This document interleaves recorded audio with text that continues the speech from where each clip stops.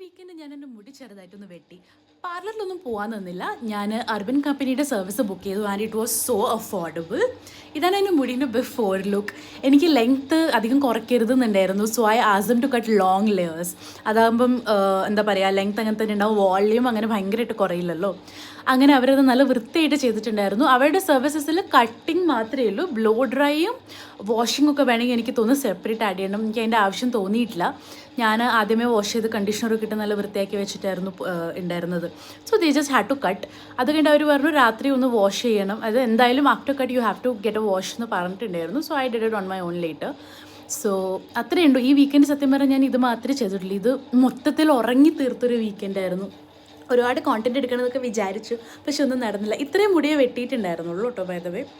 അങ്ങനെ രാത്രി ഞാനൊരു ജ്യൂസൊക്കെ കുടിക്കാൻ ചുമ്മാ പുറത്തൊരു വാക്കിനൊക്കെ പോയി. അത് കഴിഞ്ഞ് വന്ന് I took A shower and then I looked at my hair again. അപ്പോൾ എനിക്ക് ആക്ച്വലി സംഭവം ഭയങ്കര ഇഷ്ടപ്പെടാറ്, നല്ല വൃത്തിയായിട്ട് വെട്ടിയിട്ടുണ്ടായിരുന്നു. അപ്പോൾ അത്രയേ ഉള്ളൂ ഇന്നത്തെ video. Thanks for watching. You all have A good day. വേറെ നല്ല വീഡിയോസായിട്ട് വരാം കേട്ടോ. അപ്പോൾ ബൈ.